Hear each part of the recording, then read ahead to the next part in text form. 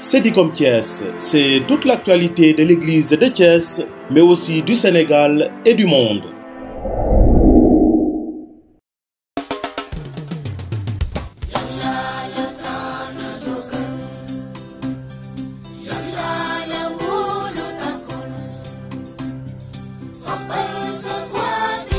Je suis Lazare Gorangom, originaire de la paroisse Notre-Dame de Fatima de Fara, fils de Jean-Claude Mbassangom et de Ndiak Ngom. Alors, mon père, pouvez-vous nous retracer un peu votre parcours?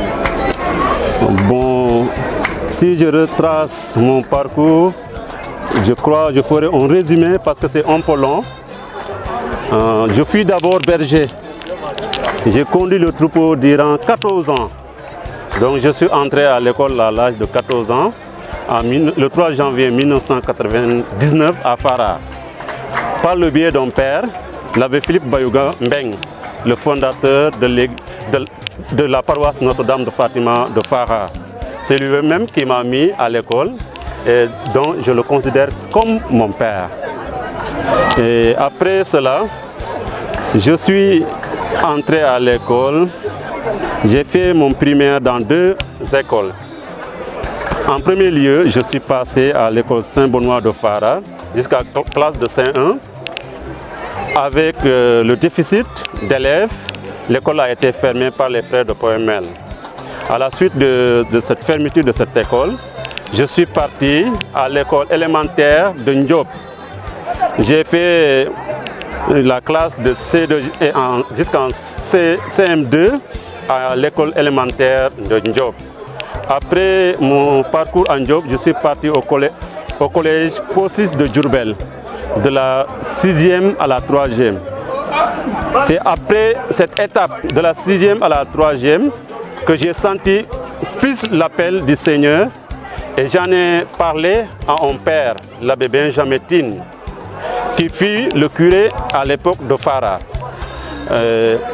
Bon, pour lui, c'était pas sérieux, l'intention n'était pas sérieuse quand je l'avais déjà émis l'idée d'aller au séminaire. Raison pour laquelle, c'est la veille même de l'entrée que je suis allé au moyen séminaire pour commencer l'année académique au collège Saint-Gabriel de Thiès. Mais le séminaire, les places étaient déjà limitées, il n'y avait plus de place pour moi. Donc, mais comme je suis le premier séminariste de Fara venant, avec l'abbé Christian Pierre, qui a bien compris, et peut-être même c'est le Seigneur qui l'avait inspiré, de m'accepter, il m'a accepté généreusement d'intégrer le moyen séminaire sans être sur la liste officielle. C'est comme ça que je suis venu au moyen séminaire et j'ai fait le moyen séminaire jusqu'en terminale. Après mon bac, je suis parti à Ndiafat. J'ai fait une année à Ndiafat pour la vie spirituelle. Après le grand séminaire de Ndiafat, Saint-Paul de Ndiafat, je suis parti à Brin pour 2 ans de philosophie. À la suite des 2 ans de philosophie, l'évêque Monseigneur André Gueye m'a admis comme candidat officiel au sacerdoce ministériel. C'était le 25 juin 2016. Après cette prise d'habit et cette admission, je suis entré au grand séminaire Paul Liberman de Sébikota. J'ai fait 4 ans là-bas en cycle de théologie. En première année, en 2e année et en 3e année. C'est dans la 3e année que j'ai soutenu mon mémoire intitulé comme suit, de la soif humaine à la soif de Dieu, à la lumière de Jean 19, verset 28. Pour moi, ce mémoire résume mon être et résumera aussi la mission qui m'attend demain. Après cette soutenance, nous avons fait la juridiction et l'examen du baccalauréat de théologie.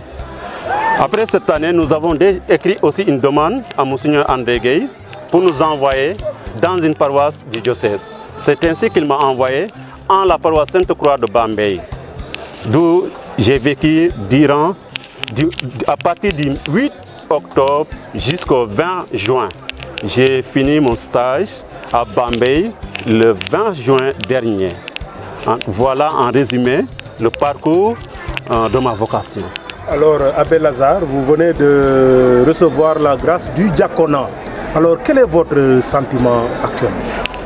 Mon sentiment n'est que joie. N'est que joie et paix. En tout cas, le sentiment qui m'habite plus, c'est la joie et la paix. Je ne suis qu'un instrument de sa miséricorde et de sa grâce à travers l'humanité. Alors, quel message auriez-vous pour ceux qui vous regardent et ceux qui vous écoutent? Ceux qui nous regardent en ce jour solennel, où le Seigneur même a béni cette journée en nous accordant une bonne pluie, je vous dis, la grâce de Dieu nous suffit. Tout coule, mais Dieu restera toujours éternel. Donnons la priorité à Dieu et le reste nous sera donné.